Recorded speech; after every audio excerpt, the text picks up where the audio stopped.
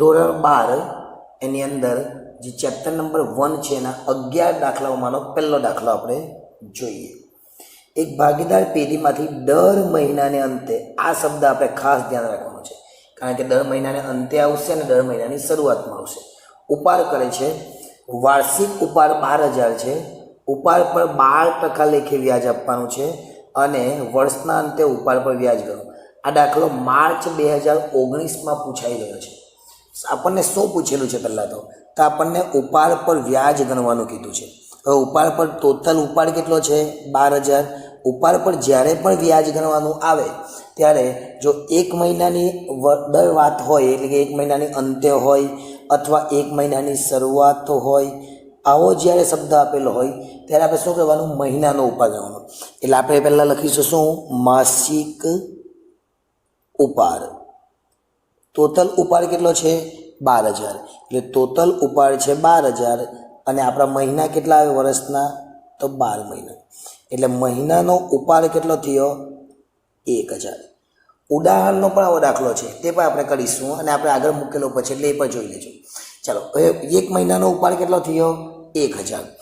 આપણે અહીંયા વાત કરેલી છે દર મહિનાને અંતે. એટલે દર મહિનાને અંતે આવે ત્યારે આપણે લેવાના 66/12 અને દર મહિનાની શરૂઆતમાં આવે ત્યારે આપણે લેવાના 78/12. આ બે વસ્તુ યાદ રાખવાની. 66 એટલે શું? અંતે. અને 78 એટલે શું? શરૂઆત. અને ન યાદ રહી તો અંતે. અંતે એટલે ઓછા.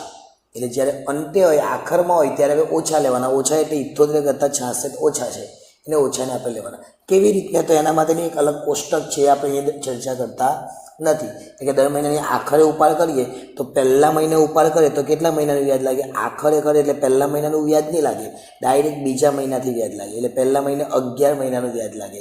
એ આપણે ચર્ચા કરતા નથી, પરંતુ હવે આપણે ઉપાડ પર વ્યાજ ગણીએ. તો આપણે સૌ પ્રથમ લખીશું ઉપાડ પર વ્યાજ બરાબર કેવી. નમસ્કાર વિદ્યાર્થીઓ, આવી ગઈ છે આપણી એપ્લિકેશન SS એજ્યુકેશન. આ એપ્લિકેશન ઇન્સ્ટોલ કરો. હવે થશે એકાઉન્ટ અને સ્ટેટનો દર દૂર. મળશે સંપૂર્ણ પાયાથી શિક્ષણ. બધા જ પ્રશ્નો, બધા જ સ્વાધ્યાય અને બોર્ડમાં પૂછાયેલા દાખલાનો સમાવેશ એક જ કોર્સમાં ફક્ત ₹499. તો કોર્સને પરચેસ કરી આ એપ્લિકેશનનો લાભ મેળવો. વધુ માહિતી માટે SS એજ્યુકેશન એપ્લિકેશનને વિઝિટ કરી શકો છો. રીતે ગણવાના તો એક મહિનાનો ઉપાડ કેટલો આવ્યો? 1,000. કેટલા ટકા વ્યાજ આપવાનું? તો અહીંયા લખેલું છે 12%. તો આપણે લખીશું ગુણ્યા 12/100.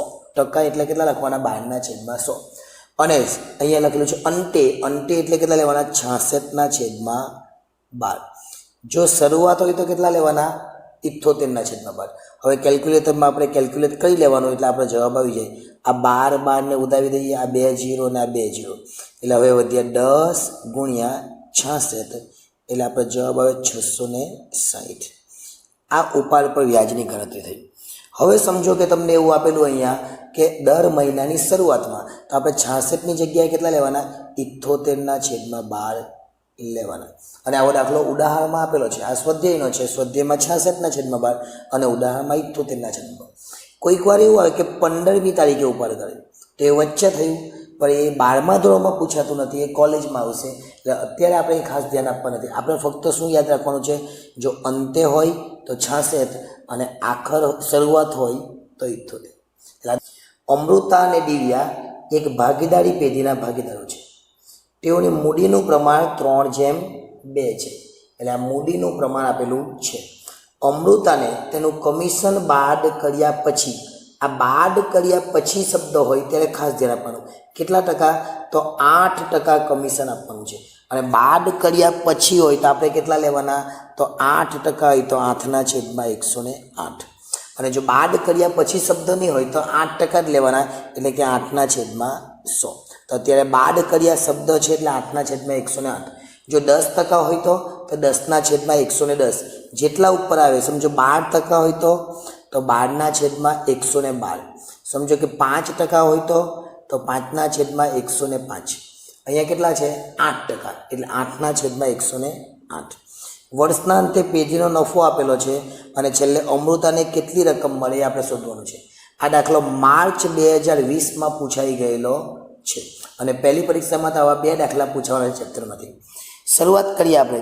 પહેલાં તો આપણે અમૃતાનું કમિશન શોધીશું. તો આપણે લખીશું અમૃતાનું કમિશન. કેવી રીતે શોધવાના? તો આપણે નફો આપેલો છે. નફો કેટલો છે? તો 96,876. અને તમને કીધું એ પ્રમાણે કેટલા લેવાના છે આપણે? 8/108. કે બાદ શબ્દ છે એટલે કે આ જે છે બાદ કર્યા પછી એટલે આપણે કેટલા લેવાના છે? 108. જો એ શબ્દ નહીં હોય તો 8/100 જ લેતે. અત્યારે 108 લેવાના છે. કેલ્ક્યુલેટરમાં ગણતરી કરીએ એટલે આપણે આવશે 60,176. આટલું કમિશન કોને મળે છે? અમૃતાને. પરંતુ અમૃતાને નફો કેટલો મળવાનો એ હજુ સુધી આપણે ખબર નથી. તો કેટલા ભાગીદાર છે? 2. અમૃતાને દિવ્યા. આ શું હતું? કુલ નફો. હવે આપણે વહેંચણી પાત્ર નફો શોધીશું. એટલે આપણે લખીશું વહેંચણી પાત્ર નફો. શું લખવાનું? વહેંચણી પાત્ર નફો. એટલે જે આપણો કુલ નફો છે, કુલ નફો એમાંથી આ કમિશનને માઇનસ કરી નાખવું. એટલે એ લખીશું અમૃતાનું કમિશન. અમૃતાનું કમિશન. કુલ નફો આપણને આપેલો છે કેટલો? તો એ લખેલો છે 96,876. એટલે 96,876 અને એમાંથી અમૃતાનું કમિશન 60,176 એ માઇનસ કરી દેવાનું. એટલે હવે જે નફો વધવાનો એ કયો વધવાનો? વહેંચણી પાત્ર નફો. અને એ વેચી દેવાનો આપણે 2 ભાગીદારને. એટલે આપણે કરીએ એટલે 89,700 આપણો જવાબ આવશે વહેંચણી પાત્ર નફો. તો આ તો 2 ભાગીદારનો છે. 2 ભાગીદાર એટલે અમૃત અને દિવ્યા. અને આ જે પ્રમાણ આપેલું છે મૂડીનું પ્રમાણ છે. એટલે આ પ્રમાણમાં વેચાય નહીં. કારણ કે આપણે તો નફા નુકસાનના પ્રમાણ વેચવું પડે. નફા નુકસાનનું પ્રમાણ નથી આપ્યું એટલે કેટલું કહેવાય? 1/1. એટલે આ જે નફો છે એને આપણે નફા નુકસાનના પ્રમાણમાં વેચવો પડે. તો આપણે પહેલાં તો લખીએ અમૃતાનો નફો. અમૃતાનો નફો. કે અમૃતાને નફો બી મળવાનો ને. 2 ભાગીદાર છે. ટોટલ નફો કેટલો? તો 89,700. અને 1/1 છે. 1 એટલે અમૃતાનું પણ 1/2 અને દિવ્યાનું પણ 1/2. તો આપણે અમૃતાને શોધીએ છીએ તો અમૃતાને 1/2 કરી નાખીએ. એટલે 89,700ના આપણે અડધા કરી દેવાના. ભાગ્યા 2 કરીએ એટલે કેટલા થયા? અડધા. 44,850. આ શું છે? અમૃતાનો નફો. અને આ શું છે? અમૃતાનું કમિશન. આપણને શું કીધેલું છે? અમૃતાને કેટલી રકમ મળે? તો અમૃતાને કમિશન પણ મળે છે અને અમૃતાને નફો પણ મળે છે. તો આપણે લખીશું અમૃતાને મળતી કુલ રકમ અથવા કુલ રકમ કોને મળે છે? અમૃતાને. તો આપણે લખવું હોય તો લખી દઈએ અમૃતાને મળતી કુલ રકમ કેટલી છે? તો આપણે મળે તો નફો મળે છે અને એને કમિશન પણ મળે છે. એને નફો કેટલો મળ્યો? તો નફો 44,850 અને એને કમિશન કેટલું મળ્યું? તો 7,176. 7,176. આ બંનેનો સરવાળો કરી દેવાનો. એટલે એટલા પૈસા કોને મળવાના? અમૃતાને મળવાના. એટલે એનો સરવાળો આવશે 52,026. એટલે 52,000 રૂપિયા અને 26 રૂપિયા એને મળશે. 52,026 રૂપિયા. કેવી રીતના ખબર પડી એના માટે વિડીયો ફરીથી એકવાર જોઈ લેજો. ન સમજાયું તો એકવાર જોઈ લેજો એટલે તમને ખબર પડે. ફક્ત ધ્યાન શું રાખવાનું છે? તો જો બાદ શબ્દ હોય તો 8/108 લીધા એ. જો બાદ શબ્દ નહીં હોય તો 8/100 લેતા. બસ આટલું જ યાદ રાખવાનું છે એટલે આ દાખલો પૂરેપૂરો થઈ જાય. વિસ્મય, અભિજીત અને કુણાલ છે. એનું 3/2/4ના પ્રમાણ 3/2/4ના પ્રમાણમાં નફો નુકસાન વહેંચી લેતા ભાગીદારો છે. મેનેજરને તેનું કમિશન આપ્યા બાદ વધતા નફાના 10% કમિશન આપવાનું છે. અભિજીતના ભાગે 30,000 નફો આવે છે. હવે આપણે મેનેજરના કમિશનની ગણતરી કરવાની છે. એક વસ્તુ ખાસ યાદ રાખવાની, આ બાદ શબ્દ આવે તો આપણે કેટલા લઈએ છીએ? 10/110. કેમ કે આ અગાઉનો જે દાખલો હતો અમે શું લીધેલું? આપણે 8/108. એટલે અહીંયા પણ 10/110 આપણે લેવાઈ જાય પણ એ ખોટું છે. કેમ? કેમ કે અહીંયા મેનેજર છે. આ 3માંથી કોઈ એક હોય ભાગીદાર તો આપણે કેટલા લેવાના? 10/110. જ્યારે અગાઉનો જે બીજો દાખલો હતો એમાં અમૃતા અને દિવ્યા હતા અને અમૃતાને જ કમિશન આપવાનું હતું એટલે આપણે 8/108 લીધા. તો વિસ્મય, અભિજીત ને કુણાલ છે. પણ એમાંનો અલગ એક વ્યક્તિ છે મેનેજર, એટલે આપણે બાદ શબ્દ એવું કંઈ ધ્યાનમાં લેવાનું, સીધું જ 10% કમિશન આપવાનું છે. અભિજીતના ભાગે નફો કેટલો આવે છે? 30,000. તો આ પ્રમાણમાં જોઈ લેવાનું આપણે. આમાં અભિજીતનો ભાગ કેટલો? તો અભિજીતનો ભાગ એટલે 2 છે, તો 2 30,000 આવે છે, એટલે આપણે એકદમ ઇઝી થઈ ગયું. એટલે આપણે એકદમ ઇઝી એટલે સરળ રીતે જોઈ લઈએ. ટોટલ 3 ને 2 5 ને 4 9, એટલે તમે આ રીતે લખી દેવાનું. અભિજીતનો ભાગ 2, ત્યારે નફો કેટલો? 30,000. એટલે અહીંયા એવું લખી દેવાનું ભાગ અને લખી દેવાનું નફો. તો ટોટલ ભાગ કેટલો? ટોટલ ભાગ 2 ને 5 ને 9, એટલે ટોટલ ભાગ 9, ત્યારે નફો કેટલો? એટલે આપણે કુલ નફો મળી જાય. એટલે આપણે લખીશું કુલ નફો બરાબર કેટલા આવશે? તો આ 2નો ગુણાકાર, એટલે 30,000 ગુણ્યા 9 અને છેદમાં 2. 30,000 ગુણ્યા 9, 30,000 ગુણ્યા આ ભાગાકાર કરીએ આપણે 2, એટલે 15,000 ને 15 ગુણ્યા 9, એટલે 1,35,000 આપણો જવાબ આવે. આ કુલ નફાની વાત થઈ. આપણને પૂછેલું છે મેનેજરનું કમિશન, અને મેનેજરનું કમિશન છે 10%, એટલે એકદમ જ સરળ થઈ જાય. આપણે લખીશું મેનેજરનું કમિશન બરાબર આ કુલ નફો છે, અને ટકા આપેલા છે એ ટકા આપણે લખી દેવાના. એટલે 1,35,000 અને ટકા કેટલા છે? 10%, એટલે 10/100. આ 1 0, અહીંયા 1 0, આ 1 0 અને આ 1 0. હવે કેટલા વધ્યા? તો 13,500. આ મેનેજરનું કમિશન આવે. એટલે એકદમ સરળ દાખલો છે. એટલે જ્યારે પણ બાદ શબ્દ આવે તો આપણે ચેક તે કરવાનું કે અહીં મેનેજર છે કે કોઈક ભાગીદાર જ છે. આમાંથી કોઈક ભાગીદારો છે તો અત્યારે શું લેતા? આપણે 10/110 લેતે. અત્યારે મેનેજર છે એટલે આપણે કેટલા લેવાના? 10/100 લેવાના. જો અહીંયા આપણે 10/100 કેમ લીધા? કે મેનેજર છે. જો આ અભિજીત, વિસ્મય અને કુણાલ એમાંથી જ કોઈને કમિશન આપવાનું હોય અને આ જ શબ્દો હતે તો આપણે કેટલા લેતે? 10/110. એટલે આ રીતે આ દાખલો પણ એકદમ સરળ રીતે આપણે શીખી શકીએ એમ છે. રાજકુમાર, કૌશિક અને શર્માનું નફા નુકસાનનું પ્રમાણ આપણને આપેલું છે 15/10/9. જો વર્ષના અંતે પેઢીનો નફો 68,000 થયો હોય તો ભાગીદારને મળતો નફો શોધો. એકદમ જ સરળ દાખલો. ફક્ત ને ફક્ત નફાના પ્રમાણમાં વહેંચવાનું છે. નફાનું પ્રમાણ 15, 15 ને 10, 25, 25 ને 9, 34. એટલે ટોટલ થયા કેટલા? 34. બસ 3 ભાગીદારને વહેંચી દેવાના છેદમાં મૂકીને. એટલે આપણે પહેલાં લખીએ રાજકુમાર.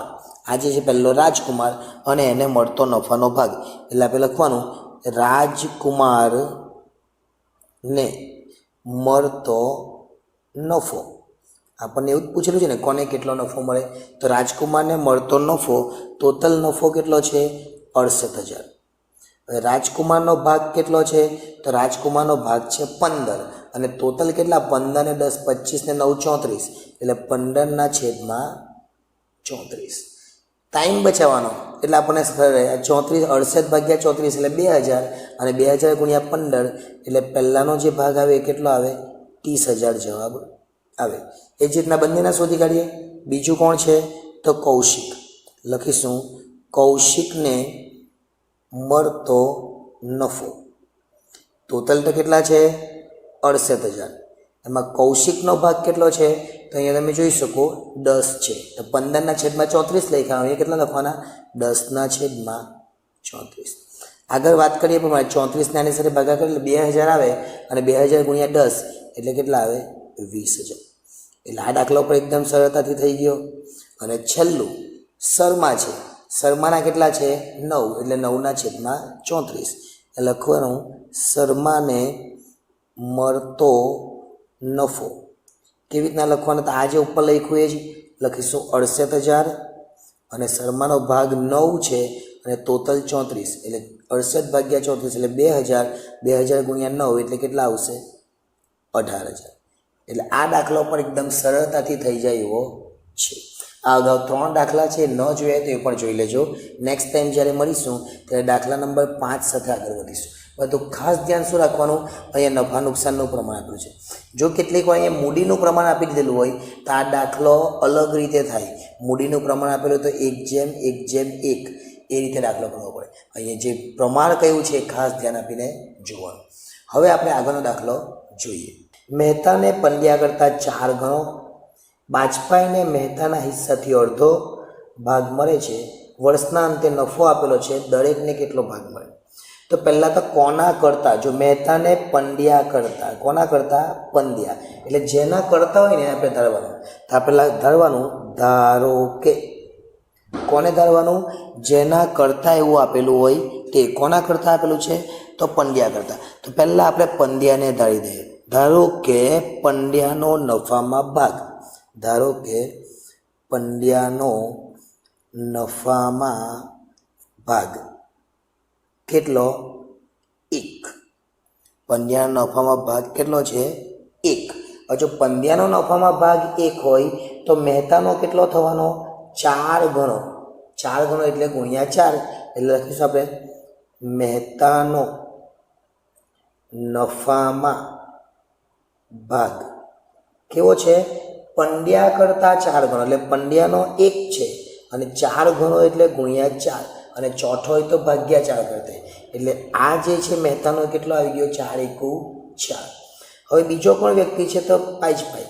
બાજપાઈને મહેતાના હિસ્સાનો અડધો ભાગ, તો આપણે લખીશું અહીંયા બાજપાઈનો નફામાં ભાગ.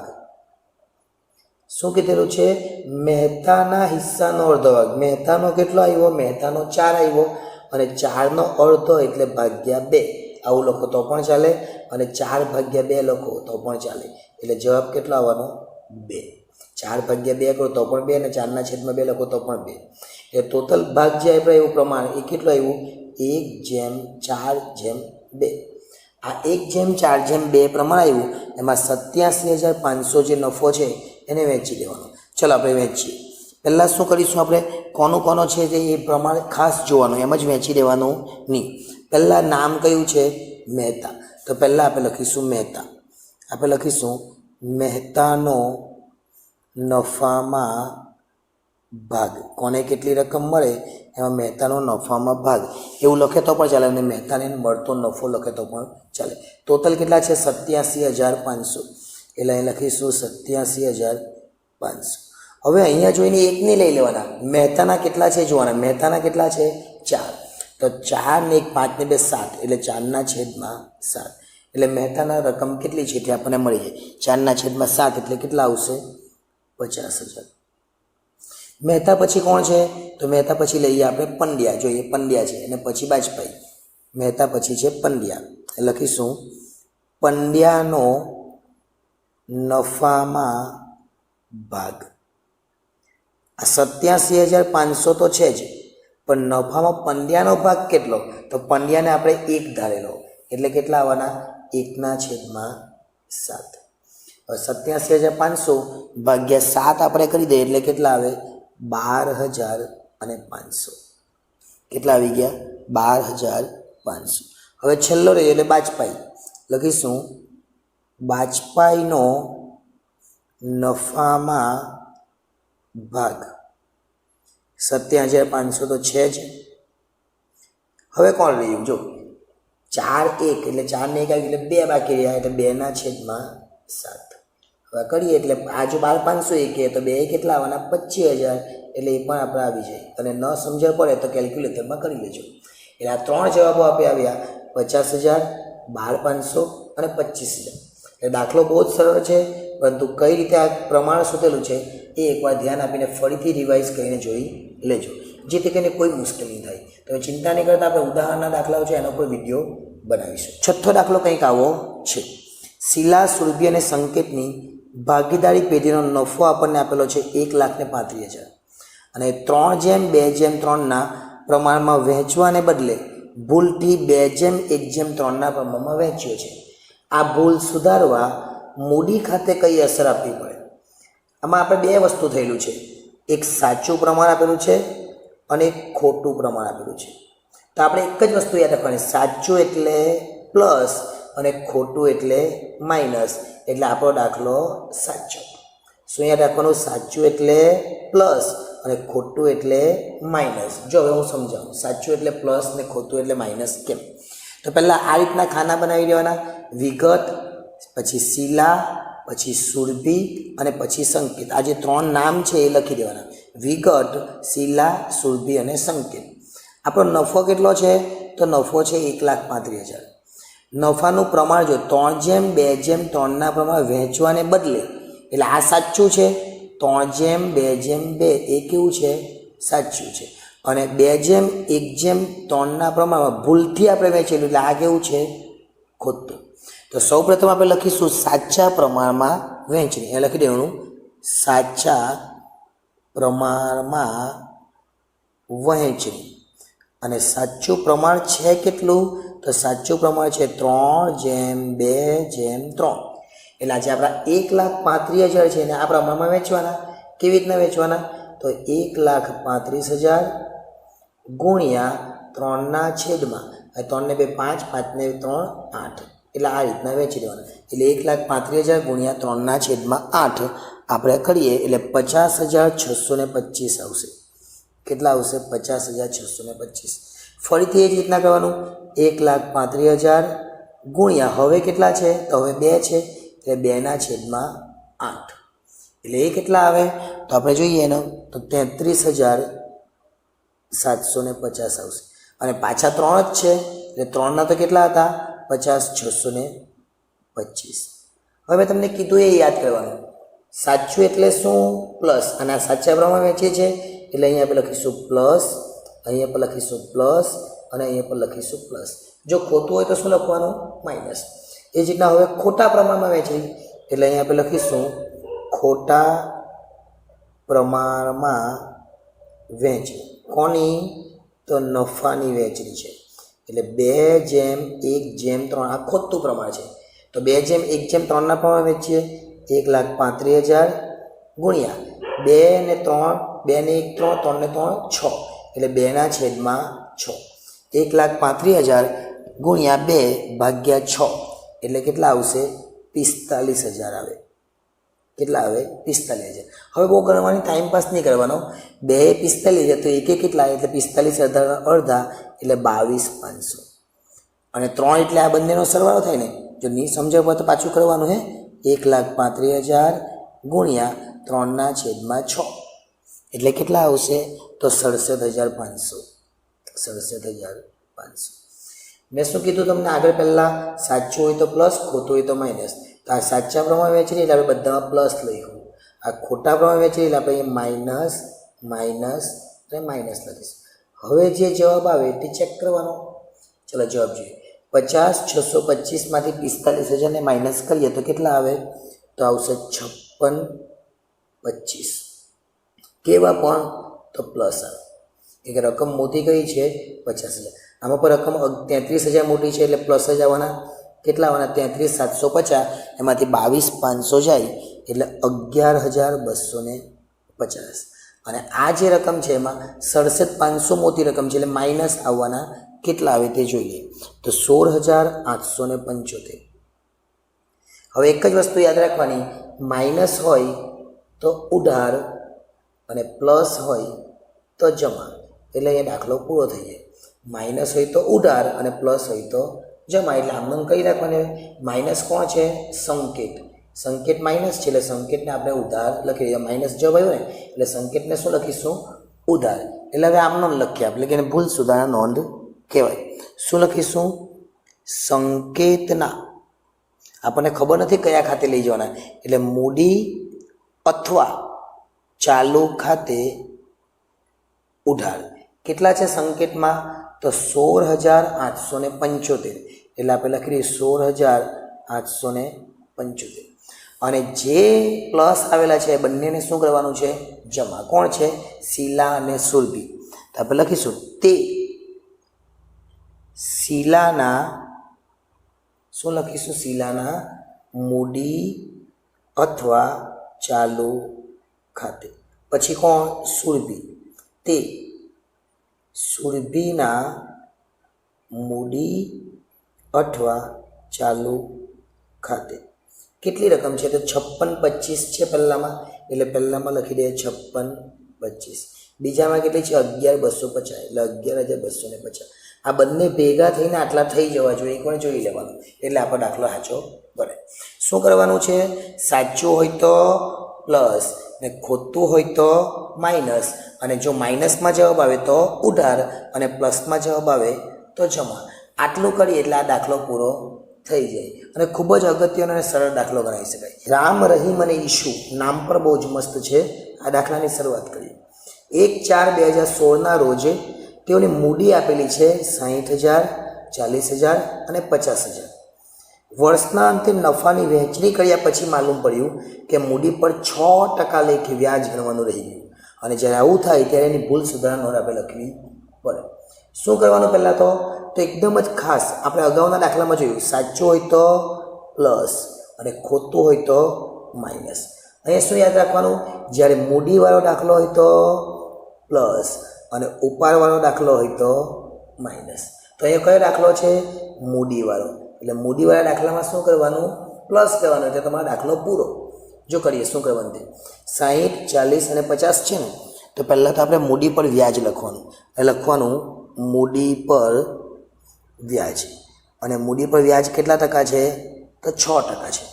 તો પહેલાં 60,000ના 6% કરવાના, એટલે 60,000 ગુણ્યા 6/100, અને ન આવડે તો 60,000 કેલ્ક્યુલેટરમાં દબાવવાના અને ગુણ્યા 6 અને પછી ટકા, એટલે કેટલા થાય? તો 3600 થાય. એ જ રીતના 60,000 એના ટકા થઈ ગયા. એ જ રીતના હવે 40,000ના ટકા, 40,000 ગુણ્યા 6 ને પછી ટકા, એટલે કેટલા આવશે? 2400, કેમ કે 6 ચોગ 24. એ જ રીતના 50,000 અને 50,000 ગુણ્યા 6 એટલે 5 6 30, એટલે કેટલા આવશે? 3000. અને આ બધાનો સરવાળો કુલમાં લખી દેવાનો, એટલે 3600 વત્તા 2400, આમાં 400 ઉમેરે તો 4000, 4 ને 2 6, 6 ને 3 9. અને આગળ મેં તમને શું કીધું? જો મૂડી હોય તો મૂડી પર વ્યાજ હોય તો શું કરવાનું? પ્લસ. એટલે અહીંયા આપણે લખી દેવાનું પ્લસ પ્લસ પ્લસ અને પ્લસ. પણ જો ઉપાડ પર વ્યાજ હતો તો આપણે માઇનસ માઇનસ માઇનસ અને માઇનસ કરીએ. અને જો પેલો દાખલો હતો સાચામાં પ્લસ અને ખોટામાં માઇનસ. હવે એકવાર પ્લસ કહે ને એટલે નીચેની રકમ શું કરવાનું? હવે માઇનસ. પણ શું વેચવાના? તો આ જે 9,000 છે ને એ જ 9,000ને અહીંયા માઇનસ લખી દેવાના. શું કરવાનું? અહીંયા જે રકમ હોય એ જ 9,000ને અહીંયા માઇનસ લખી દેવાનું.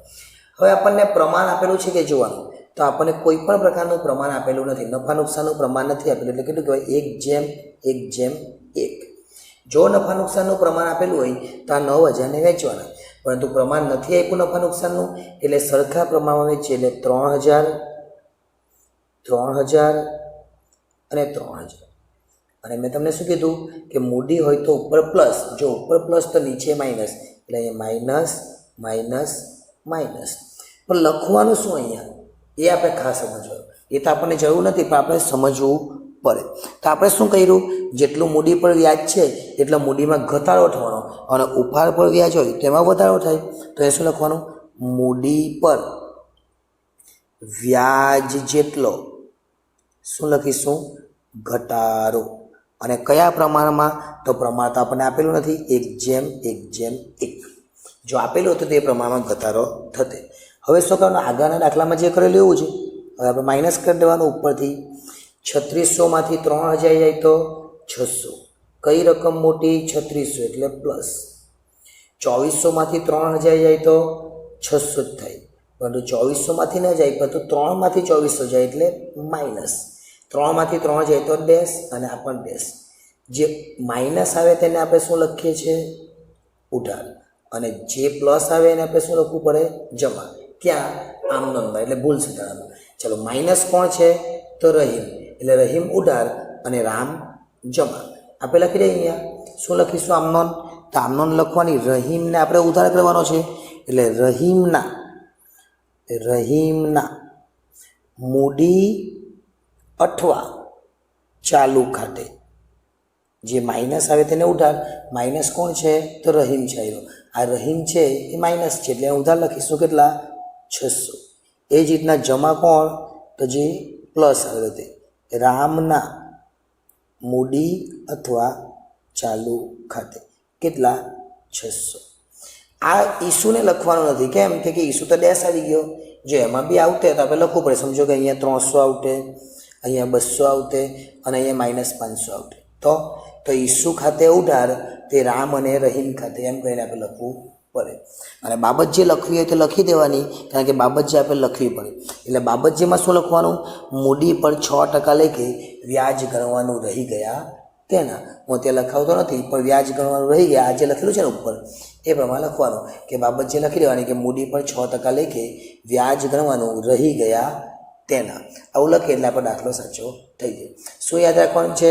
સાચું હોય તો પ્લસ, ખોટું હોય તો માઇનસ. એ જ રીતના મૂડી હોય તો પ્લસ અને ઉપાડ હોય તો માઇનસ. હવે આ અગાઉ આપણે 1 થી 7 દાખલાઓ જોયા છે. એમાં જે 6થો અને 7મો દાખલો હતો એના જેવો જ દાખલો આ પણ છે. એટલે દાખલા નંબર 8ની શરૂઆત કરીએ. દાખલા નંબર 8 કંઈક આવો છે. લતા, ગીતા અને પ્રવીણા એક ભાગીદારી પેઢીના ભાગીદારો છે. નફાની વહેંચણી કર્યા પછી માલુમ પડી, એટલે પછીથી એ લોકોને ખબર પડી કે ઉપાડ પર વ્યાજ છે 2700, 1200 અને 1500 એ ગણવાનું રહી ગયું છે. અગાઉ 6થો દાખલો આપણે જોયો, એમાં સાચું હોય તો પ્લસ અને ખોટું હોય તો માઇનસ કર્યું. એ જ રીતના 7મો દાખલો પણ આપણે જોઈ લો. એમાં મૂડી હોય તો મેં તમને પ્લસ કીધું અને ત્યારે જ કીધું ઉપાડ હોય તો માઇનસ. તો અહીંયા શું છે? ઉપાડ. એટલે ઉપાડને આપણે શું લખવાનું? માઇનસ. એટલે આપણો દાખલો પૂરો થઈ જાય. એટલે સૌ પ્રથમ તો આપણે ઉપાડ પર વ્યાજ ગણવાનું. તો ઉપાડ પર વ્યાજ આપેલું જ છે, આપણે લખી દઈએ ઉપાડ પર વ્યાજ. પેલામાં તો મૂડી પર ગણેલું, અહીં તો ઉપાડ આપેલો જ છે એટલે સીધું જ લખી દેવાનું. કેટલું? તો પહેલાં 2700 છે, પછી કેટલા છે? 1200 છે, પછી કેટલા છે? 1500 છે. 2700 ને 1200 ને 1500 બધાને ભેગા કરવાના ને અહીંયા લખી દઈએ 15 ને 12 27, 27 દુ 54 એટલે અહીંયા લખવાના 5400. શું કીધું મેં તમને? મૂડી હોય તો પ્લસ, ઉપાડ હોય તો માઇનસ. અહીંયા શું છે? તો અહીંયા ઉપાડ છે. અગાઉના દાખલામાં મૂડી હતું એટલે આપણે પ્લસ લખેલું. અહીંયા ઉપાડ છે એટલે માઇનસ, માઇનસ, માઇનસ. આ બધું માઇનસ તો આ પણ માઇનસ. મૂડીમાં શું હતું? અહીંયા પ્લસ પ્લસ પ્લસ એટલે નીચે 9000 માઇનસ લખેલા. તો અહીંયા શું છે? ઉપર માઇનસ છે તો નીચે 5400 પ્લસ લખી દેવાના. શું લખી દેવાનું? પ્લસ. હવે અહીંયા પ્રમાણ જોવાનું. કોઈ પ્રમાણ નથી આપેલું એટલે 5400 ને સરખા પ્રમાણમાં એટલે 1:1:1 એટલે કેટલા આવશે? 1800, 1800 અને 1800 આ રીતના લખી દેવાના. આ બધી રકમ કેવી છે? માઇનસમાં. તો આ રકમને શું કરવાનું? પ્લસ, પ્લસ ને પ્લસ. મૂડીવાળો જે દાખલો હતો ત્યારે આ માઇનસ આવ્યો તો આપણે એક ઘટાડો લખેલું. આ ઉપાડવાળો દાખલો છે એ પ્લસ છે એટલે આપણે શું લખીશું? વધારો. એટલે આપણે લખીશું ઉપાડ પર વ્યાજ જેટલો વધારો. ઉપાડ પર વ્યાજ જેટલો નફામાં વધારો. નફામાં વધારો. અને પ્રમાણ નથી આપેલું એટલે 1:1:1 પ્રમાણમાં આપણે વહેંચી દીધું. હવે શું કરીશું? તો સરવાળો બાદબાકી જે થવાનું તે થાય. 27માંથી 18 જાય તો 900 આવશે. બધું રકમ મોટી 2700 એટલે માઇનસ. 2700 માઇનસ છે ને. 1800માંથી 1200 જાય તો 600. 1800 મોટા છે એટલે કેટલા આવવાના? 600. અને ત્યાર પછી 1800માંથી 1500 જાય તો 300. તો આ પર પ્લસ અને આ પર પ્લસ. અગાઉ આપણે પણ જોઈ ગયા એ પ્રમાણે જો માઇનસ હોય તો ઉધાર, પ્લસ હોય તો જમા, પ્લસ હોય તો જમા. હવે પ્લસ કોણ? તો 2 પ્લસ છે, ગીતા અને પ્રવીણા એટલે એને જમા કરી દઈશું અને લતા છે એ માઇનસ છે એને ઉધાર કરી દઈશું. ચલો આપણે જોઈએ ભૂલ સુધારનો કેવી થાય તે. તો પહેલાં આપણે શું છે? માઇનસ કોણ છે? તો માઇનસ આપણે જોઈએ એ પ્રમાણે લતા છે તો આપણે લખી દેવાનું લતાના મૂડી અથવા ચાલુ ખાતે ઉધાર. અને ગીતા અને પ્રવીણા માઇનસ પ્લસ આવ્યા એટલે જમા કરીશું. લખીશું એ ગીતાના મૂડી અથવા ચાલુ ખાતે. ગીતા પછી કોણ? તો પ્રવીણા. પ્રવીણાના મૂડી અથવા ચાલુ ખાતે કેટલા આવશે? તો અહીંયા આવશે ઉધાર 900 છે અને આ બેમાં 600 ને 300 છે. તો અહીંયા 600 અને અહીંયા 300 બંને બાજુ 900 થઈ ગયા. બાબતજીમાં શું લખવાનું? ઉપાડ પર વ્યાજ ગણવાનું રહી ગયું તેની ભૂલ સુધારણા નોંધ, અથવા ઉપાડ પર વ્યાજ ગણવાનું રહી ગયા તેના અને ભૂલ સુધારણા નોંધ લખી હોય તો લખી દેવાનું. એટલે આ રીતે આ દાખલો પણ પૂરો થઈ જાય. શું યાદ રાખવાનું છે? સાચું હોય તો પ્લસ, ખોટું હોય તો માઇનસ, એટલે છઠ્ઠો દાખલો થઈ જાય. મૂડી હોય તો પ્લસ એટલે સાતમો દાખલો થઈ જાય. ઉપાડ હોય તો માઇનસ એટલે આઠમો દાખલો થઈ જાય. એટલે 6, 7 અને 8 દાખલા યાદ રાખવા બહુ જ સરળ છે. મુકેશ, ધવલ અને વિનોદ એક ભાગીદારી પેઢીના ભાગીદારો છે. તેઓની મૂડીનું પ્રમાણ અહીં આપેલું છે 4:2:3. મુકેશને નફામાંથી ઓછામાં ઓછા 35,000 મળશે જ એવી ખાતરી ધવલ અને વિનોદે આપેલી છે. પેઢીનો વર્ષનો નફો 90,000 છે, તો ભાગીદારો વચ્ચે નફાની વહેંચણી કરવાની. હવે નફાની વહેંચણી કરવાની હોય તો નફાની વહેંચણી કયા પ્રમાણમાં થાય? તો નફા નુકસાનના પ્રમાણમાં થાય. અહીંયા તો આપેલું છે મૂડીનું પ્રમાણ, તો આ પ્રમાણ આપણને કોઈ જ કામનું નથી. એટલે નફા નુકસાનનું પ્રમાણ 1:1:1 કહેવાય.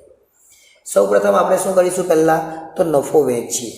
તો નફો વહેંચવા માટે શું લખવાનું? અહીંયા પહેલાં નફાની વહેંચણી, એટલે અહીંયા આપણે લખીશું નફાની વહેંચણી. નફાની વહેંચણી માટે 1:1:1. હવે થોડી ગણતરી બતાવી રહીએ એટલે વધારે સારું રહે. નફો કેટલો છે? તો પહેલાં આપણે મુકેશ લખીએ.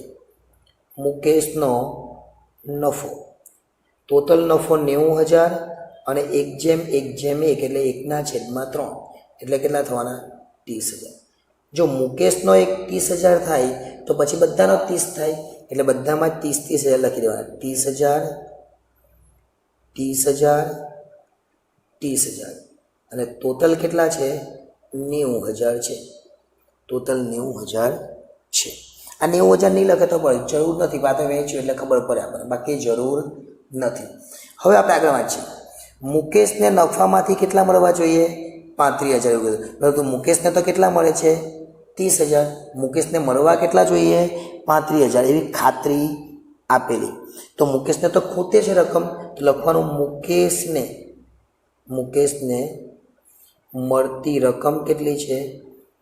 30,000. ખરેખર મળવા કેટલા જોઈતા હતા? 35,000. તો આપણે ખૂટતી રકમ શોધી શકીએ, એટલે આપણે લખીશું ખૂટતી રકમ બરાબર 35,000 માઇનસ 30,000. એટલે કેટલા ખૂટે? તો ખૂટે છે 5,000. હવે આ 5,000 કોણ આપે? તો પેલા બે જે હોશિયારી મારેલી એ આપે. કોણ? ધવલ ને વિનોદ. એ લોકો એવું કીધેલું કે અમે જ આપશું, તને તો કેટલા મળશે? 35,000 એવી ખાતરી આપેલી. તો 5 ઓછા મળ્યા અને પ્રમાણ તો આપ્યું નથી, તો એ 5ને વેચી લે. કોણ આપશે હવે? ધવલ. તો ધવલે આપવાની રકમ, ધવલ કેટલા આપશે? તો 5,000 અને પ્રમાણ તો 1:1:1 છે. 2 જણા થઈને આપવાના એટલે 1:2 એટલે 2,500. જો ધવલ 2,500 આપે તો પછી વિનોદ કોણ આપે? વિનોદ પણ એટલા જ આપે. વિનોદે આપવાની રકમ એ પણ કેટલી થઈ? 5,000 ગુણ્યા 1/2 એટલે 2,500. એટલે બંને 2,500 આપે તો આ ભાઈને 5,000 મળી જાય. એટલે આપણે અહીંયા આપવાની અને લેવાની થતી રકમ પડે. તો હવે આ દાખલો બહુ જ સરળ રીતે સમજવાનો પ્રયત્ન કરીએ. પેલું જે બધું લખ્યું ને એ બધું ભૂલી જાઓ. ચાલો શું કરવાનું છે? એ લોકો શું કીધું? મુકેશને કેટલા મળવાના છે? 35,000. તો મુકેશમાં અહીંયા 35,000 લખી દેવાના. લખી દીધા મુકેશમાં 35,000. તો અહીંયા તમે પ્લસ કરે તો 35 થાય કે માઇનસ કરે તો 35 થાય? તો +5 કરે તો જ 35 થાય ને. એટલે 30 ને 5 35 થઈ ગયા. હવે આ જે 5,000 છે એ આ બે લોકો આપવાના છે અને પ્રમાણ નથી આપેલું, એટલે 2 જણનું પ્રમાણ તો 1:1. 3 હોય તો 3 1:1:1. તો આ 25 એ 5,000 છે એને અડધા આપે એટલે કેટલા? 2,500 ને 2,500.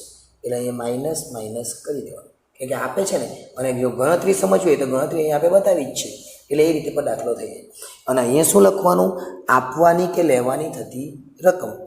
આપવાની કે લેવાની થતી રકમ એટલે દાખલો પૂરો. 30,000 માંથી 2,500 જાય તો કેટલા આવે? 27,500. 30,000 માંથી બીજા 2,500 જાય તો કેટલા આવે? 27,500. આ તો આપણા 90,000 થઈ જ જવાના. આ જે 90,000 છે એ તો થઈ જ જવાના. કેમ? આ બે 27,500 ને આના 35,000 એટલે ટોટલ 90,000 થઈ જાય. આને બી 30 જ મળતા હતા, પણ પેલા લોકોએ જે હોશિયારી મારેલી કે અમે તને ઓછામાં ઓછા 35,000 આપશું. હવે 35,000 આપવા પડે એટલે એને તો 35,000 આપવું જ પડે. તો આપશે કોણ? તો આ બે વ્યક્તિ આપશે. એટલા માટે એનામાંથી માઇનસ કરવાનું. એટલે આ દાખલો પણ બહુ જ સરળ કહેવાય. રઘુવીરની આખરની મૂડી 80,000 છે.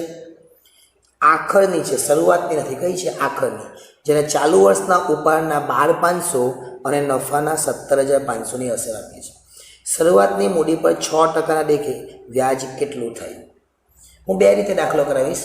પહેલાં એકદમ સરળ રીતે દાખલો કઈ રીતના થાય એ જોઈ લઈએ. તો મૂડીની બાકી કઈ આવે? તો મૂડીની બાકી જમા બાકી આવે. એટલે જમા બાજુ પર આપણે લખવાનું બાકી આગળ લાવ્યા, પરંતુ એ તો આપેલી નથી અને અહીંયા આપેલી છે આખરની મૂડી. તો આખરની મૂડી કઈ બાજુ આવે? ઉધાર બાજુ. બાકી આગળ લઈ ગયા. આ આપણે દર વખતે શોધીએ. તમે પ્રવેશની નિવૃત્તિમાં આ શોધ્યું હશે. એટલે આપણને દીધું છે કેટલા? 80,000 આપણને આપેલા છે. આ શોધવાનું નથી, આજે આપી દીધું છે. આજે તો આપણે આ શોધવાનું છે અને એ શોધીએ એટલે દાખલો થઈ જાય. ચલો, મૂડીની જમા બાજુ મૂડી લખે અને મૂડીની ઉધાર બાજુ તમે લખે ઉપાડ. તો ઉપાડ કેટલો આપેલો છે? 12,500. એટલે અહીંયા લખીશું ઉપાડ ખાતે કેટલા? 12,500. નફો કે નુકસાન? તો નુકસાન હોય તો આપણને ખબર ખર્ચ કે નુકસાન ઉધાર થાય.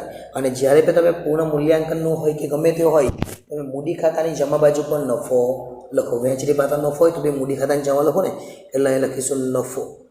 નફો કેટલો છે? તો 17,500. બસ દાખલો પૂરો થઈ ગયો. આનો સરવાળો કરીએ એટલે કેટલા થાય? 80 વત્તા 12,500 એટલે 92,500. અને આ બાજુ પર લખી દેવાના 92,500. આ 92,500માંથી 17,800 માઇનસ કરી નાખો. 92,500માંથી 17,800 માઇનસ કરી નાખવાના એટલે આવે 74,700. અને આ જે છે એ શું કહેવાય? શરૂઆતની મૂડી. અને શરૂઆતની મૂડી પર 6% વ્યાજ. તો આપણે લખીશું હવે મૂડી પર વ્યાજ. શરૂઆતની મૂડી કેટલી છે? તો અહીંયા આવી આપણી 74,700, 74,700. અને એના કેટલા ટકા વ્યાજ? તો ઉપર આપણને કીધેલું છે 6% વ્યાજ, એટલે 6/100. 2 0 કાઢી નાખવાના એટલે 747 ગુણ્યા 6 એ આપણો જવાબ. એટલે જવાબ આવશે આપણો 4,482. આ પ્રથમ રીત. और બીજી રીતે તમને ખબર છે આપણે 11મા ધોરણમાં ભણેલા મૂડી પ્લસ મૂડી પર વ્યાજ આવું કરતા ને, પ્લસ ચોખ્ખો નફો પછી માઇનસ ઉપાડ કરતા અને છેલ્લે જે આવે તે આખરની મૂડી કહેવાય. કઈ? આખરની મૂડી. આજે તો આપણને આ જ આપેલી છે એટલે આપણે આનાથી વિરુદ્ધ કરવાનું. જે પ્લસ છે તે માઇનસ, તે માઇનસ છે તે પ્લસ. એટલે આપણે પહેલાં લખવાનું આખરની મૂડી. આખરની મૂડી કેટલી આપેલી છે આપણને? તો આખરની મૂડી આપેલી છે આપણને 80,000. ઓકે. ઉપાડ અહીંયા માઇનસ કરેલું છે તો આપણે પ્લસ કરીશું. પ્લસ ઉપાડ. ઉપાડ કેટલો છે તો અહીંયા જોઈ શકીએ આપણે 12,500. આ પ્લસ કરી દે એટલે કેટલા થાય? 92,500. નફો અહીંયા પ્લસ છે, જો ઉપરથી આવે તો એ પ્લસ થાય, પણ આખરની મૂડી નીચે છે એટલે આપણે માઇનસ કરીશું. માઇનસ નફો. નફો કેટલો છે? તો 17,800. એટલે આપણને જે આવવાના એ કેટલા આવવાના? આમાંથી માઇનસ કરીએ એટલે 74,700 આવે. અને આ આવી જાય પછી તો પાછું આપણે આ જ કરવાનું છે. એટલે તમારે તો 74,700 બે રીતે શોધી શકાય. અને જો યાદ રાખવું હોય તો શું યાદ રાખવાનું? ઉપાડ પ્લસ અને નફો માઇનસ. અને જો યાદ ન રાખવું હોય તો 11મા કરતાં અલગ. એટલે નફો પ્લસ થતો એ આજે માઇનસ થશે અને ઉપાડ જે માઇનસ થતું એ પ્લસ થશે. આવું ક્રોસ યાદ રાખવાનું એટલે કોઈ કંઈ પ્રોબ્લેમ આવે નહીં તો પછી સૂત્ર યાદ રાખવાનું. આખરની મૂડી બરાબર શું થાય? શરૂઆતની મૂડી બરાબર આખરની મૂડી વત્તા ઉપાડ માઇનસ નફો. એટલે એ રીતે કરો તો પણ ચાલે. A, B અને C સરખા હિસ્સાના ભાગીદારો છે. એની કુલ મૂડી આપેલી છે 4,50,000. તેમની મૂડીનું પ્રમાણ અહીંયા આપેલું છે. મૂડી પર 9%ના દરે વ્યાજ ચૂકવે છે. ભાગીદાર Cને મૂડીના વ્યાજ સહિત 73,500 મળ્યા છે. તો ભાગીદાર A અને Bને કેટલા રૂપિયા મળે? તો સૌ પ્રથમ પહેલાં તો આપણે મૂડી વેચી દેવાની. તો આપણે લખીશું અહીંયા મૂડી, ભાગીદારની મૂડી અથવા મૂડીની વહેંચણી, મૂડીની વહેંચણી એ કામની નથી, આપણે લખી દેવાની કેમ કે એના પર આપણે વ્યાજ ગણવાનું ને. 1/3/2. 1/3/2 એટલે કેવી રીતના આવવાનું? તો 4,50,000 ગુણ્યા 1 છે ને તો 1 લખવાનું. તો 3 ને 5 ને 1 6 ભાગ્યા 6 એટલે 4,50,000 ભાગ્યા 6 કરીએ તો કેટલા આવે? તો 75,000 આવે. એ જ રીતના આ જે 2 છે તો આ કેટલા આવવાના? 1 તો 2 કેટલા આવે? 1,50,000. ફરીથી 1 3 કેટલા આવે? તો 2,25,000.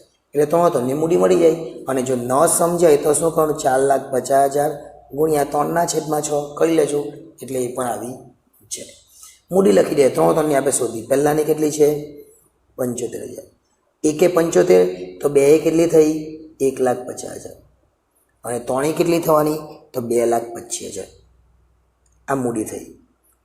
પરંતુ આ મૂડીને આપણે ગણતરીમાં નથી લેવાની, એટલે અહીંયા આપણે એક લાઈન પાડી દેવાની, જેથી કરીને આ વસ્તુને આપણે ધ્યાનમાં નહીં લે.